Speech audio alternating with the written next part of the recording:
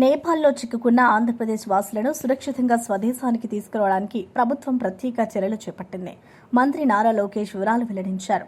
కాఠ్మాండు నుంచి 217 మంది ఆంధ్రప్రదేశ్ వాసులను గురువారం ప్రత్యేక విమానంలో విశాఖపట్నం, కడపలకు రప్పించే ఏర్పాట్లు పూర్తయ్యాయని చెప్పారు. బాధిత కుటుంబాలు ఆందోళన చెందవద్దని, ప్రభుత్వం వారితో పాటు ఉందని భరోసా ఇచ్చారు.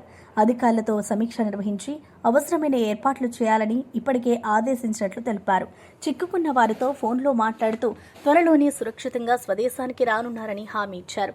దేశం వెలుపల చిక్కుకుపోయిన ప్రతి తెలుగువాడి భద్రతకు ప్రభుత్వం కట్టుబడి ఉందని స్పష్టం చేశారు. ఈ చర్యతో కుటుంబ సభ్యులకు పెద్ద ఊరట కలుగుతుందని లోకేష్ వ్యాఖ్యానించారు. ఇప్పుడంతా ఇష్యూ సెటిల్ అయిపోయింది, పర్మిషన్ ఇచ్చారు. సో అందుకే రేపు మధ్యాహ్నం మనం ఫ్లైట్ వెళ్తుంది. మన వాళ్ళు వైజాగ్కి, ఇంకా ఐ థింక్ అక్కడి నుంచి 2.5 గంటల ఫ్లైట్ మనకి వైజాగ్కి. వైజాగ్ నుంచి ఒక 45 మినిట్స్ కడప.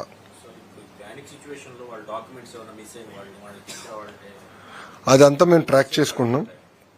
అదే ఇబ్బంది లేదు, మేము ట్రాక్ చేసుకుంటున్నాం. కావాలంటే కాపీస్ అని కూడా పంపిస్తాము. అలాంటి ఇబ్బంది అయితే ఏం లేదు. సో కొంతమంది పాపం వాళ్ళు బట్టలు పోగొట్టుకున్న వాళ్ళు ఉన్నారు, ఒకరిద్దరు పాస్పోర్ట్ పోయిన వాళ్ళు కూడా ఉన్నారు. అదే we're coordinating with embassy. Real time మేము కోఆర్డినేట్ చేసి అవసరమైన టెంపరరీ ట్రావెల్ డాక్యుమెంట్స్ అన్ని కూడా ఏర్పాటు చేస్తాం. ఆ ప్రాబ్లం ఏం లేదు.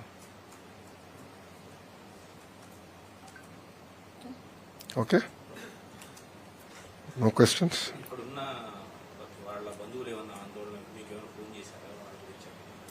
అలాంటి పరిస్థితి రాలేదు, ఎందుకంటే వాళ్ళే డైరెక్ట్ గా మాట్లాడుకున్నారు కనుక ఆ పరిస్థితి ఏం లేదు. గ్రూప్ 1 అవినీతి కేసులో హైకోర్టు కాంగ్రెస్ ప్రభుత్వ అవకతవకలను బయటపెట్టిన వెంటనే సీఎం రేవంత్ మరోసారి డైవర్షన్ రాజకీయాలు మొదలుపెట్టారని మాజీ మంత్రి జగదీష్ రెడ్డి తీవ్ర విమర్శలు చేశారు. కేవలం మీడియాలో స్పేస్ ఆక్యుపై చేయగలిగిన ప్రజల మనసులో స్థానం సంపాదించడం రేవంత్ వల్ల కాదని ఎద్దేవా చేశారు. ఇదొక లొట్టపీసు కేసు అని కేటీఆర్ ముందే చెప్పారని గుర్తు చేశారు. నిజంగా కేసులు పెట్టాలంటే రేవంత్ రెడ్డి 2 ఏళ్ల అరాచక పాలనపై 100 కేసులు పెట్టి జైలుకు పంపాలని ధ్వజమెత్తారు. రాష్ట్రంలో రైతులు, మహిళలు, యువత రేవంత్ పాలనపై శాపనార్థాలు పెడుతున్నారని, గురుకుల ఆస్తులలో విషాహారం వల్ల ప్రాణాలు కోల్పోయిన విద్యార్థుల ఆత్మలు కూడా ఆయన చుట్టూనే తిరుగుతున్నాయని వ్యాఖ్యానించారు. రైతులు యూరియా కొరకు పడిగాపులు కాస్తున్నా ప్రభుత్వం పట్టించుకోవడం లేదని ఆగ్రహం వ్యక్తం చేశారు. డ్రామాలు, డైవర్షన్ రాజకీయాలతో బీఆర్ఎస్ను ఏమీ చేయలేరని హెచ్చరించారు. హైదరాబాద్లో రోడ్ల నిర్వహణ, భద్రతా చర్యలు ప్రశంసనీయమని సుప్రీంకోర్టు రోడ్డు భద్రతా committee chairman justice Abhay Manohar అభినందించారు. బంజారాహిల్స్ తాజ్ కృష్ణ హోటల్లో జరిగిన రోడ్డు భద్రతా కమిటీ సమావేశంలో ఆయన ప్రసంగించారు. రోడ్డు ప్రమాదాలను తగ్గించేందుకు ప్రభుత్వం తీసుకుంటున్న చర్యలు ఫలితమిస్తున్నాయని పేర్కొన్నారు. ఈ సమావేశానికి తెలంగాణ రాష్ట్ర ప్రధాన కార్యదర్శి రామకృష్ణారావు, హోంశాఖ ప్రత్యేక ప్రధాన కార్యదర్శి రవిగుప్తా, డీజీపీ జితేంద్ర, పురపాలక కార్యదర్శి Ilambarthi, GHMC commissioner Karnan, Hyderabad collector హరిచందనతో పాటు పలువురు ఉన్నతాధికారులు హాజరయ్యారు. రోడ్డు భద్రతపై మరిన్ని కఠిన చర్యలు తీసుకోవాలని, అవగాహన కార్యక్రమాలను విస్తరించాలని కమిటీ సూచించింది. ప్రజల ప్రాణ భద్రతే ప్రభుత్వ ప్రాధాన్యమని అధికారులు స్పష్టం చేశారు. కాబట్టి జరుగుతుంది, జరగాలి. కానీ ఫార్ములా ప్లేస్ పెట్టలేకపోవడం నీ చేతగాంతనం, నీకు జ్ఞానం లేకపోవడం, దానివల్ల రాష్ట్రానికి ఎంత ఉపయోగం అవుతుందో తెలియలేకపోవడం. నీకున్న జ్ఞానం పరిమితమైంది, తెలుసుకునే అలవాటు కూడా లేదు, ఇంకో నుంచి నేర్చుకునే అలవాటు కూడా లేదు. పైగా దాని మీద నేను ఎందుకు కేసు పెడతా అని, కేసు నీ మీదనే పెడతాం, నీ మీదనే అవుతుంది. ఎందుకంటే ఎవరికైతే పైసలు చేరినాయో వాడిని కలిసిండు, నువ్వు వాడు కలిసి మిలాఖత్ అయింది. వాని కాడ డబ్బులు వసూలు చేయాల్సింది చేయకుండా సాటుగా వాని కాడ ఏదో డబ్బులు తీసుకున్నట్టున్నావు. అందుకనే దొంగ డ్రామా చేస్తూ ఇవాళ ఏందో సేపు ఒక లీక్ ఇచ్చి ఎప్పుడో ఇచ్చింది నివేదిక వీళ్ళకాన్నే ఉంది. అది కానీ నిన్న గ్రూప్ 1 విషయంలో నీ చేదగంతనం బయటపడిన తర్వాత తెలంగాణ యువత ముందట నువ్వు తలదించుకునే స్థితి వచ్చిన రోజు ఓ నాటకం వేసి మీడియాలో కొంత స్పేస్ ఆక్యుపై చేద్దామని చెప్పి ఏదో మాట్లాడినావు. కానీ ఇది లొట్టపీస్ కేసు అనే సంగతి కేటీఆర్ గారు ఆనాడే చెప్పిండు, ప్రజలందరికీ కూడా తెలుసు. వీటితో ఏమీ కాదనే సంగతి అందరికి కూడా తెలుసు. నిజంగా కేసు పెట్టాల్సి వస్తే నిన్ను 100 సార్లు జైలు వేయాల్సిన పరిస్థితి వచ్చింది ఈ 2 ఏళ్ల పరిపాలనలో. ఉండేది నువ్వు చేసిన దుర్మార్గాలకి, నువ్వు చేస్తున్న మోసాలకి, ప్రజలకి ఇచ్చిన హామీ ఒకటి నెరవేర్చకపోగా ఈ రకంగా నేనేదో మీడియాలో స్పేస్ ఆక్యుపై చేస్తామేమో తిట్టో భయపెట్టించో లేదా నీ తాబేదారులతోనే కానీ ప్రజల మైండ్లలో స్పేస్ ఆక్యుపై చేయలేవు. రైతులు ఎట్లా శాపనార్థాలు పెడుతురో చూస్తున్నాం, మహిళలు ఎట్లా శాపనార్థాలు పెడుతురో చూస్తున్నాం, యువత ఎంత కోపంగా ఉందో చూస్తున్నాం. నువ్వు నీ చేత చంపబడ్డ విద్యార్థులు 100 మంది పైగా ఇప్పటి వరకు నువ్వు పెట్టిన విషాహారం వల్ల చచ్చిపోయిన విద్యార్థులు, వాళ్ళ ఆత్మలు కూడా నీ చుట్టే తిరుగుతుంటాయి. ఒక్కటి కూడా తప్పుకోలేవు నువ్వు చేసిన పాపాల నుంచి. ఇవాళ ఏదో గిది దీంతో ఒక పూట గడుపుకుంటా అని అనుకుంటున్నామేమో. ఈ పూట గడుపుకోవడాలు ఆ నిమిషానికి ఎలా తీసుకోవడాలు కాదు ప్రభుత్వం అంటే. ప్రభుత్వం ప్రజలకు జవాబుదారీగా పనిచేయాల్సిన అవసరం ఉంది.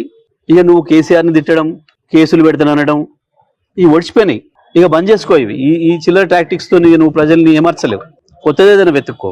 రేవంత్ రెడ్డి ఈ ఫార్ములాలు ఏ ఫార్ములాలు అన్ని ఫార్ములాలు ఒడిచిపోయినాయి. నీ ఫార్ములానే పనికిమాలింది అని అర్థమైపోయింది ప్రజలకి.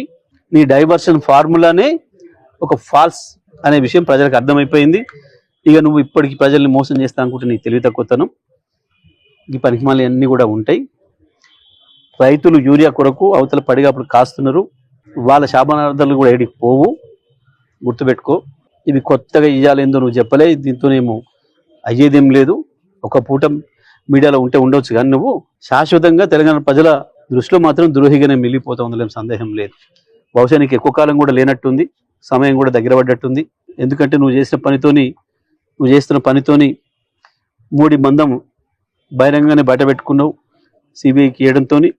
బహుశా మీ నాయకుడికి ఇప్పుడు కళ్ళు తెరిచినట్టున్నాడు. ఇప్పటికి అర్థమైనట్టుంది పైన కూడా మీ బంధం. BRS working president KTR Congress పై ఘాటు వ్యాఖ్యలు చేశారు. కాంగ్రెస్ కు ఓటు వేయడం అంటే మీ ఇల్లు మీరు కూలగొట్టుకున్నట్లే అవుతుందని స్పష్టం చేశారు.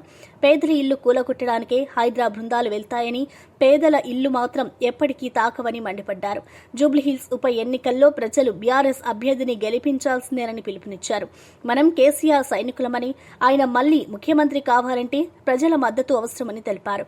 కాంగ్రెస్ పాలనలో పేదలకు నష్టం తప్ప మేలు జరగదని హెచ్చరించారు.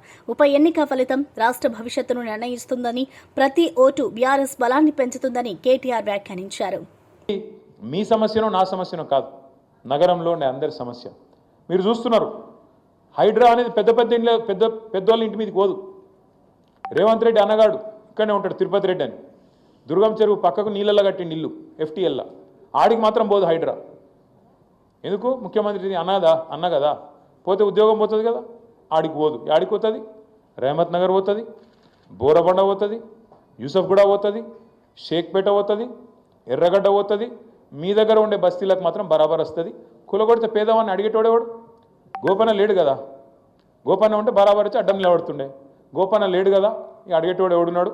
మేము చూసుకుంటాం, జూబ్లీహిల్స్ దున్ని పారేస్తాం అనే దాంతో పైసలు కొడతాం, అవసరమైతే ఆఖరికి ఓటుకింత కొడితే గరీబుగాలు మాకే అయిపోతే ఎవరికెత్తారు అనే ధైర్యము ఇలా కాంగ్రెస్ వాళ్ళు ఆ ధీమాతో ఉన్నారు. నేను మీ అందరిని మనస్ఫూర్తి కోరుతా ఉన్నాను, దయచేసి ఒక్కొక్క ఓటు కీలకం. పెద్దలు ఎల్ రమణ గారు, రవీంద్రరావు గారు ఇప్పటిదాకా చెప్తా ఉన్నారు. మనమందరం కూడా కేసీఆర్ గారి గులాబీ సైనికులం. బీఆర్ఎస్ నేత రాకేష్ రెడ్డి కాంగ్రెస్ పార్టీపై తీవ్ర స్థాయిలో విరుచుకుపడ్డారు. కాంగ్రెస్ అంటేనే స్కామ్ల పార్టీ అని వ్యాఖ్యానించారు. ఇటీవల వెలుగులోకి వచ్చిన గ్రూప్ 1 అవకతవకల వెనుక కాంగ్రెస్ నాయకులే ఉన్నారని ఆరోపించారు. దొంగలు ఊర్లు పంచుకున్నట్లు కాంగ్రెస్ దొంగలు కలిసి గ్రూప్ 1 ఉద్యోగాలను పంచుకున్నారు అని ఘాటుగా వ్యాఖ్యానించారు. ప్రజలకు న్యాయం చేయాల్సిన ప్రభుత్వం నిరుద్యోగుల భవిష్యత్తును అనగదొక్కుతూ అవినీతికి పాల్పడిందని మండిపడ్డారు. కాంగ్రెస్ పాలనలో ప్రతి రంగం అవినీతి కూకటి వేలల్లా విస్తరిస్తోందని, యువతను మోసం చేస్తున్నారని రాకేష్ రెడ్డి ధ్వజమెత్తారు. నిరుద్యోగ యువతకు న్యాయం చేయాలని, అవకతవకలపై పూర్తి స్థాయిలో విచారణ జరపాలని డిమాండ్ చేశారు. కాంగ్రెస్ పాలనలో నిజాయితీ, పారదర్శకత అనే మాటలకే అర్థం లేకుండా పోయిందని రాకేష్ రెడ్డి వ్యాఖ్యానించారు.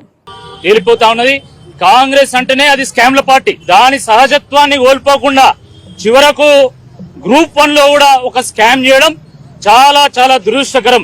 ఈరోజు నిరుద్యోగుల పరిస్థితి ముందు గొయ్యి వెనుక నొయ్యి అన్న చందంగా ఈరోజు ఉన్నది.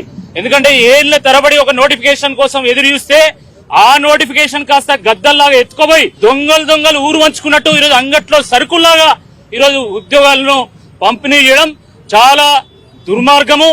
నిన్న హైకోర్టు తీర్పు వస్తే ఈ రోజు వరకు కూడా టీజీపీఎస్సీ స్పందించకపోవడం చాలా దురదృష్టకరం. ఇది నిన్న తీర్పు వస్తే హైకోర్టు తీర్పును మేము గౌరవిస్తాం, మేము నిరుద్యోగులకు న్యాయం చేస్తాము, ఈ విద్యార్థులకు న్యాయం చేస్తామని ఎందుకు చెప్తలేరని చెప్పి ఈ సందర్భంగా మేము ప్రశ్నిస్తా ఉన్నాము.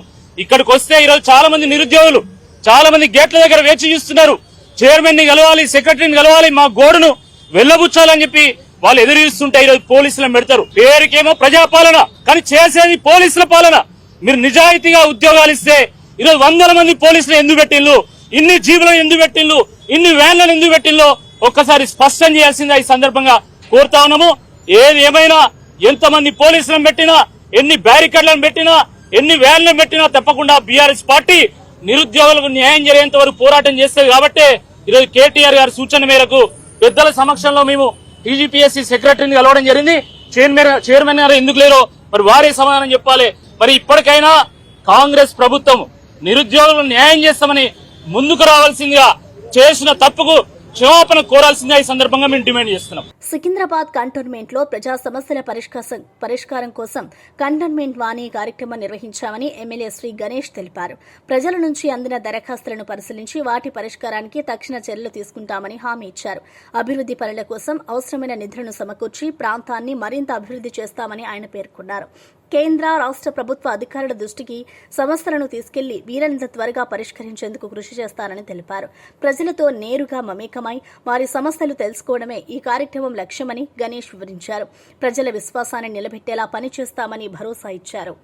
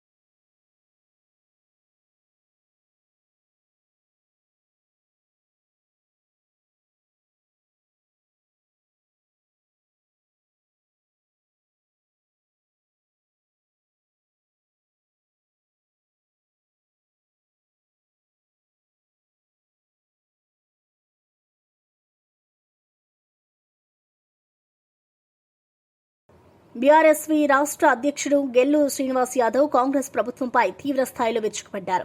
హైకోర్టు ఆదేశాలను పాటించి ఇప్పటికైనా గ్రూప్ 1 పరీక్షలను రద్దు చేయాలని డిమాండ్ చేశారు. మరోసారి అప్పీలుకు వెళ్లకుండా వెంటనే పరీక్షను రద్దు చేయాలని స్పష్టం చేశారు. నిరుద్యోగ యువత భవిష్యత్తుతో ఆటలాడడం కాంగ్రెస్ ప్రభుత్వానికి అలవాటైందని మండిపడ్డారు.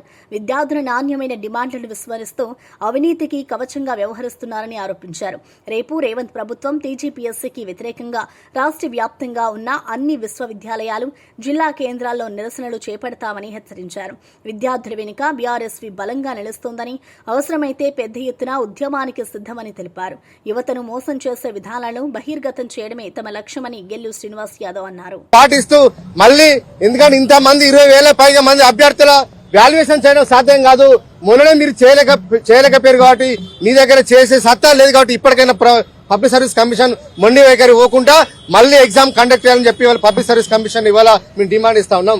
లక్షలాది మంది గ్రూప్ 1 అభ్యర్థులు ఎదురు చూస్తా ఉన్నారు. ఈ పరీక్షల్లో అవకతవకలు జరిగినాయి. వీళ్ళు చాలా సిగ్గు లేకుండా పబ్లిక్ సర్వీస్ కమిషన్ 2011లో ఏ విధంగా అయితే డబుల్ ఆర్టికల్ ఇష్యూ చేసినామో ఇవాళ కూడా అదే ఇష్యూ చేసిన తప్ప మేము కొత్తగా మేము ఏం చేయాలని చెప్పి ఇవాళ వాళ్ళ తప్పును కప్పిపుచ్చుకునే ప్రయత్నాన్ని వాళ్ళు చేయడం జరుగుతా ఉన్నది. 2011 సంవత్సరంలో ఉమ్మడి ఆంధ్రప్రదేశ్ రాష్ట్రంలో ఆనాడు డబుల్ ఆర్టికల్ ఇచ్చి పోస్టులు అమ్ముకున్నారని చెప్పి ఆనాడు public service commission chairman Venkataramareddy గారికి వ్యతిరేకంగా ఆ రోజు మేము పోరాటం చేసినాం. ఆ రోజు కాంగ్రెస్ ప్రభుత్వంలో పోరాటం చేసినాం. ఇవాళ కూడా మళ్ళీ కాంగ్రెస్ ప్రభుత్వంలో ఇవాళ వ్యతిరేకంగా పోరాడాల్సిన పరిస్థితి వచ్చింది. విద్యార్థులు గ్రూప్ 1 చదువుకోవాలన్నా పబ్లిక్ సర్వీస్ కమిషన్ కు వ్యతిరేకంగా నిరంతరం పోరాటం చేయాలన్నా ఒకసారి ఆలోచన చేయాలని చెప్పి కోరుతా ఉన్నా. ఇప్పటికైనా ప్రభుత్వం మొండి వైఖరి పోకుండా, అప్పీల్ పోకుండా, డివిజన్ బెంచ్ పోకుండా, సుప్రీంకోర్టు పోకుండా ఎగ్జామ్ రద్దు చేసి మళ్ళీ కొత్త ఎగ్జామ్ ను కండక్ట్ చేయాలని చెప్పి వాళ్ళ ప్రభుత్వాన్ని ఇవాళ మేము డిమాండ్ ఇస్తా ఉన్నాం. రేపు బీఆర్ఎస్ ఆధ్వర్యంలో రాష్ట్ర వ్యాప్తంగా కూడా అన్ని విశ్వవిద్యాలయాల్లో పట్ల అన్ని జిల్లా కేంద్రాల్లో కూడా ఈ ప్రభుత్వానికి వ్యతిరేకంగా పబ్లిక్ సర్వీస్ కమిషన్ వ్యతిరేకంగా దిష్టి బొమ్మల దగ్ధం కార్యక్రమం చేయాలని చెప్పి నిరసన కార్యక్రమం చేయాలని చెప్పి ఇవాళ విద్యార్థులకు అందరికీ ఇవాళ పిలుపునిస్తా ఉన్నాం. ఈ పిలుపులో ప్రతి నిరుద్యోగి కూడా స్వచ్ఛందంగా పాల్గొనాలి. ప్రభుత్వానికి బుద్ధి వచ్చే విధంగా పబ్లిక్ సర్వీస్ కమిషన్ కూడా బుద్ధి వచ్చే విధంగా అందరూ పార్టిసిపేట్ చేయాలని చెప్పి కోరుతా ఉన్నాం. జై తెలంగాణ. గ్రూప్ 1 మెయిన్స్ పరీక్ష పత్రాల పునఃమూల్యాంకనపై హైకోర్టు ఇచ్చిన తీర్పు కాంగ్రెస్ ప్రభుత్వానికి చెంపపెట్టు లాంటిదని బీజేపీ రాష్ట్ర అధ్యక్షుడు రామచంద్రరావు అన్నారు. కాంగ్రెస్ ప్రభుత్వం నిరుద్యోగుల జీవితాలతో ఆటలాడుతోందని తీవ్రంగా మండిపడ్డారు.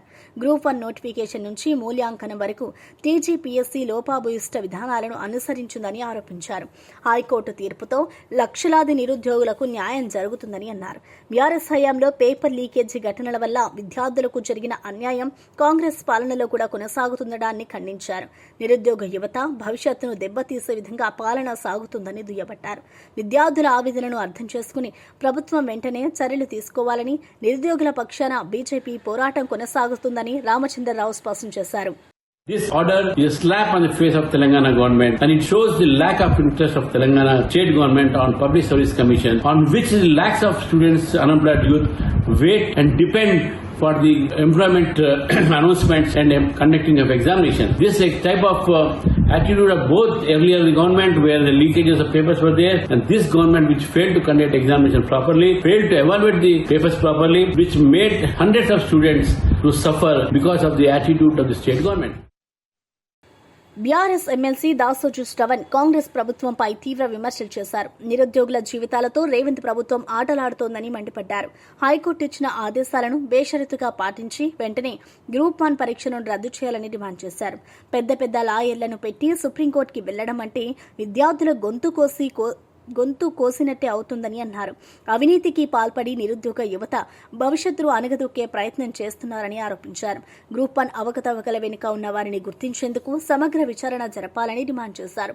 దోషులు ఎవరైనా వారిని బహిర్గతం చేసి కఠిన శిక్షలు విధించాల్సిన అవసరం ఉందని స్పష్టం చేశారు. నిరుద్యోగ యువత న్యాయం కోసం బీఆర్ఎస్ పోరాటం కొనసాగిస్తుందని, ప్రజాస్వామ్యాన్ని రక్షించేందుకు అన్ని వర్గాలు ముందుకు రావాలని దాసోజు శ్రవణ్ పిలుపునిచ్చారు. వాళ్ళ స్వంత పరీక్ష అయినట్టుగా ఇష్టం వచ్చినట్టు నిర్వహించి ఇవాళ చేయకూడని తప్పులన్నీ కూడా చేస్తున్నారు. నిన్న హైకోర్టు వాళ్ళకి చేతులెత్తి దండం పెట్టాలా, వాళ్ళ కాళ్లు కడిగి దండం పెట్టాలనిపిస్తా ఉంది హైకోర్టు వారికి. 227 పేజీల జడ్జిమెంట్ ఇచ్చినారు.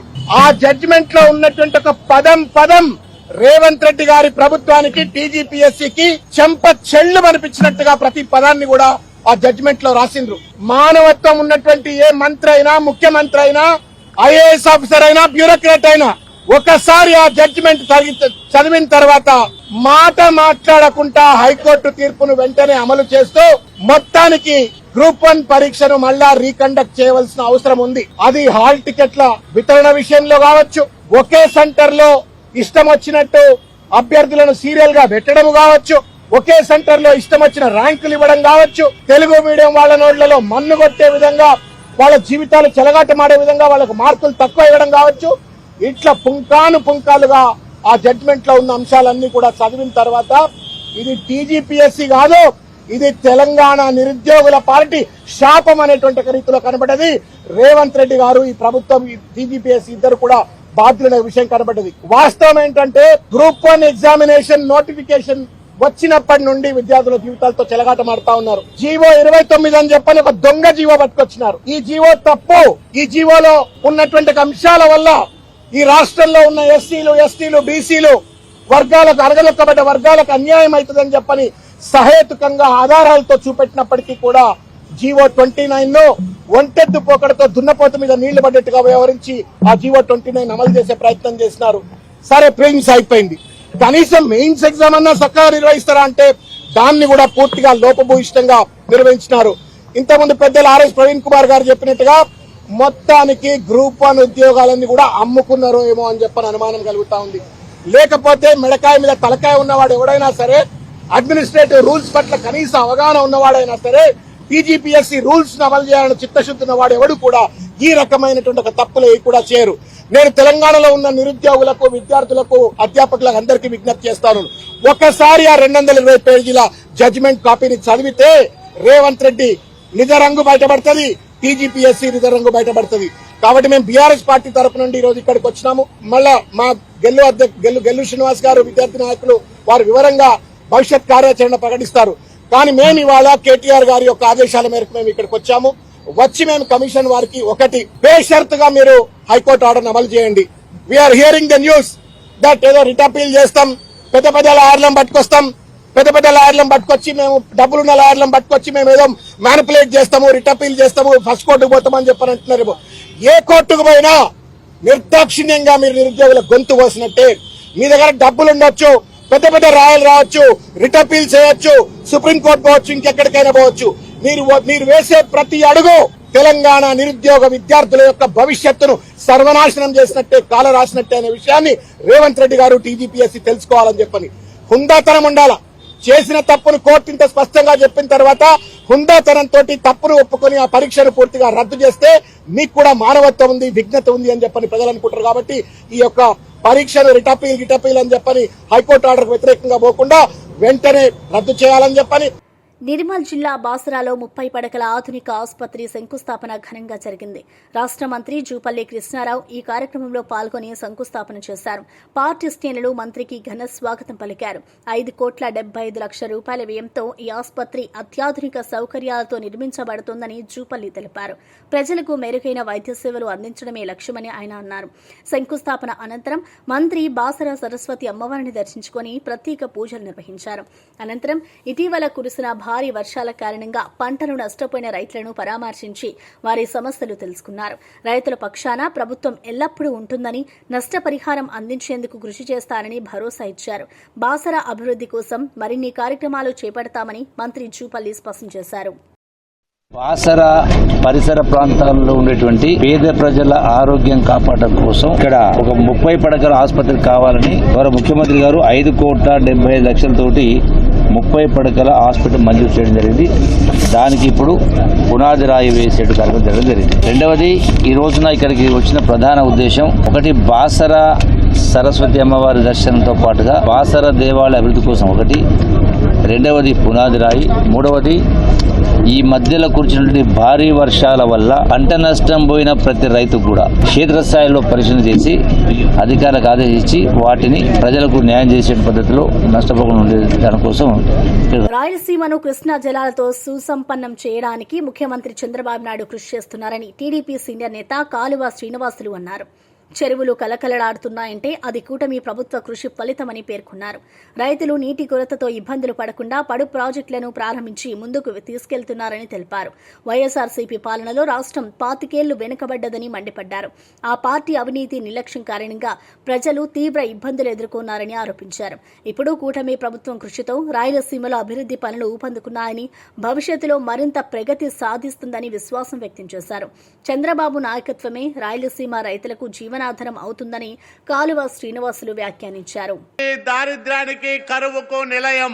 అలాంటి రాయలసీమ దారిద్ర్యాన్ని, పేదరికాన్ని రాజకీయ అవసరాల కోసం శతాబ్దాల కాలంగా భూస్వాములు, పెత్తందారులు వాడుకుంటే గడిచిన 3.5 దశాబ్దాల కాలంగా రాజశేఖర రెడ్డి కుటుంబం ఈ రాయలసీమ వెనుకబాటుతనాన్ని ఓట్ల రాజకీయ కోసం ఉపయోగించుకుంటా ఉంది. ఎన్టీ రామారావు గారే రాజకీయాల్లోకి రాకపోయి ఉంటే రాయలసీమలో అభివృద్ధి అనేది ప్రారంభం అయ్యేదాన్ని నేను అడుగుతా ఉన్నా. హంద్రీనివా, గాలేరు నగరి, సుజల సర్వంతులు, తెలుగు గంగా ప్రాజెక్టు లాంటి మహోన్నతమైన సాగునీటి, తాగునీటి ప్రాజెక్టులకు రూపకల్పన చేసిన నాయకుడు తారక రాముడైతే వాటి ఫలితాలను ఈ రోజు రాయలసీమకు అందిస్తున్న నాయకుడు మన నాయకుడు నారా చంద్రబాబు నాయుడు గారు. మన చెరువుల్లో ఎండాకాలంలో కూడా నీళ్లు చూస్తా ఉన్నాం. తాగునీటికి ఇబ్బంది లేకుండా గడుపుతా ఉన్నామంటే దాని వెనకాల చంద్రబాబు నాయుడుగా శ్రమ ఉంది, ఆలోచన ఉంది. ఆయన ముందులో అడుగడుగున పండ్ల తోటల సుక్షేత్రంగా మార్చి ప్రతి కుటుంబంలోనూ ప్రగతి వెలుగులు నింపగల నిండు పున్నమి చంద్రుడు నారా చంద్రబాబు నాయుడు గారు ఒక్కరే. ములుగులో ఆత్మహత్య చేసుకున్న పారిశుద్ధ్య కార్మికుడు మహేష్ కుటుంబాన్ని పంచాయతీరాజ్ శాఖ మంత్రి సీతక్క పరామర్శించారు. కుటుంబానికి అండగా నిలుస్తూ 5 లక్షల రూపాయల చెక్కును అందజేశారు. బాధలో ఉన్న కుటుంబాన్ని భవిష్యత్తులోనూ అన్ని విధాలా ఆదుకుంటామని భరోసా ఇచ్చారు. మహేష్ మృతిని విపక్షాలు రాజకీయ ప్రయోజనాల కోసం వాడుకుంటున్నందుకు సీతక్క తీవ్రంగా మండిపడ్డారు. కార్మికుల సమస్యలను పరిష్కరించేందుకు ప్రభుత్వం కట్టుబడి ఉందని, వారికి అవసరమైన సహాయం అందించేందుకు చర్యలు తీసుకుంటామని స్పష్టం చేశారు. పారిశుద్ధ్య కార్మికుల శ్రేయస్సు కోసం ప్రత్యేక ప్రణాళికలు రూపొందిస్తున్నామని తెలిపారు. మహేష్ కుటుంబం ఇబ్బందుల్లో ఉండకూడదని, పిల్లల విద్య భవిష్యత్ కోసం కూడా తగిన సాయం అందిస్తామని హామీ ఇచ్చారు. ప్రజల సమస్యల పరిష్కారమే తన కర్తవ్యమని సీతక్క అన్నారు. కానీ మా జోబులలో ఉంటే మేము ఇచ్చేది, లేకుంటే నలుగురు దగ్గర మా కార్యకర్తల దగ్గర అడుక్కొని మేము ఇచ్చినాం. కానీ ఈరోజు బీఆర్ఎస్ నాయకులు వాళ్ళు చేస్తున్న డ్రామాలు అందరూ చూస్తున్నారు. కేటీఆర్ 10 సంవత్సరాల అధికారంలో ఉన్నారు, మున్సిపల్ శాఖ మంత్రిగా చేసిండు. వాళ్ళు కాళేశ్వరం మీద ఎట్లా దోసుకున్నారో ప్రజలందరికీ తెలుసు. ఈరోజు ఇక్కడ డ్రామా చేసే దాంట్లో ములుగులో రిచ్ హైయెస్ట్ అయ్యి రియల్ ఎస్టేట్ చేసేటోళ్ళు ఇలా డబ్బాలు పట్టుకొని వచ్చి మైదా మహేష్ పేరుతోటి వసూలు చేయడం అనేది బాధాకరము. సరే, వాళ్ళ కుటుంబానికి అది నచ్చిందా నచ్చలేదా వాళ్ళ ఇష్టము. కానీ ఈరోజు ఒక వ్యక్తి చనిపోయినప్పుడు అది గవర్నమెంట్ నుంచి కూడా మేము దాదాపుగా 5 లక్షల వరకు మేము సాయం చేస్తున్నాం. దాని తర్వాత ఇన్సూరెన్స్ ఉండే, ఇంకా ఇల్లు అని పెట్టిద్దాం అనుకుని, ఇవన్నీ కూడా ఉన్నాక గవర్నమెంట్ ఏం చేయట్లేదు అనేది ఏదైతే చేసిరో రాజకీయం కోసం, అది చాలా బాధాకరం. తిరుమల తిరుపతి దేవస్థానం మాజీ ఈవో శ్యామలరావుకు ఘనంగా వీడ్కోలు పలికారు. టీటీడీ నుంచి బదిలీ అయిన ఆయన విధి నిర్వహణలో సహకరించిన అధికారులు, ఉద్యోగులు, అర్చకులు, ఆలయ సిబ్బందికి కృతజ్ఞతలు తెలిపారు. గత 14 నెలల కాలంలో తిరుమలలో ఎన్నో సంస్కరణలు చేపట్టామని గుర్తు చేశారు. ప్రత్యేకంగా అన్నప్రసాదం, లడ్డూ ప్రసాదాల నాణ్యతలో ఎలాంటి లోపాలు లేకుండా చర్యలు తీసుకున్నామని వివరించారు. భక్తుల సౌకర్యం కోసం పలు ఆధునిక సదుపాయాలు అందించామని చెప్పారు. టీటీడీ ఈవోగా పనిచేసే అవకాశం కల్పించిన ముఖ్యమంత్రి చంద్రబాబుకు కృతజ్ఞతలు తెలిపారు. ఆయన సేవలకు గుర్తింపుగా టీటీడీ సిబ్బంది ఘనంగా వీడ్కోలు కార్యక్రమం నిర్వహించారు. శ్యామలరావు సేవలు తిరుమల చరిత్రలో చిరస్మరణీయంగా నిలుస్తాయని పలువురు పేర్కొన్నారు.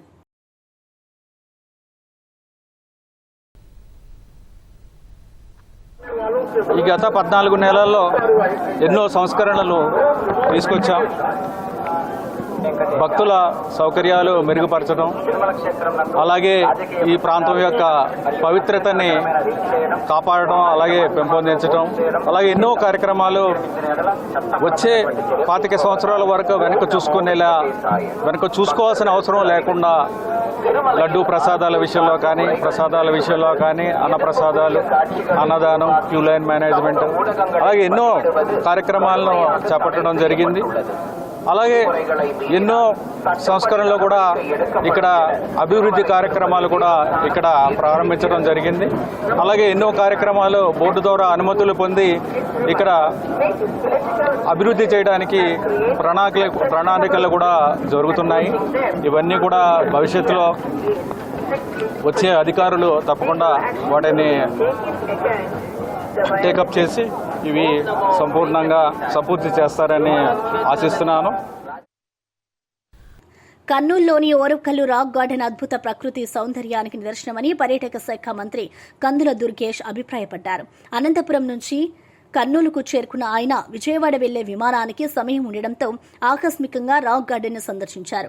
సహజ సిద్దంగా ఏర్పడిన ఈ రాళ్ల తుళ్లు విశేషంగా ఆకట్టుకున్నాయని అన్నారు.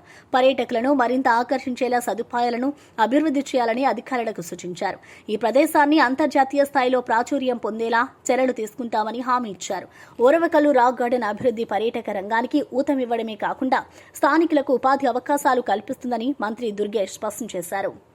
వాటర్ ఫ్లో, లక్షల సంవత్సరాలుగా ఏర్పడినటువంటి ఈ రాక్స్ ఇవన్నీ కూడా చూపర్లని విశేషంగా ఆకర్షిస్తున్నాయి. దాంతోపాటు ఈ హరిత రిసార్ట్స్ కూడా చాలా అద్భుతంగా ఉన్నాయి. అందుకే ఇక్కడ బాహుబలి లాంటి సూపర్ డూపర్ హిట్ అయినటువంటి సినిమా షూటింగ్ కూడా జరిగింది. డాకు మహారాజు షూటింగ్ జరిగింది. అదేవిధంగా రాబోయే రోజుల్లో కూడా చాలా షూటింగ్లు జరుగుతున్నాయి. కనుక ఈ ప్రదేశాన్ని మరింతగా అభివృద్ధి చేసి రాబోయే రోజుల్లో ప్రపంచ పర్యాటకులందరూ కూడా దీన్ని చూడడానికి విశేషంగా వచ్చే విధంగా మనం కార్యక్రమాన్ని చేపడతాం అనేటువంటి వాటిని ఈ సందర్భంగా తెలియజేస్తాం.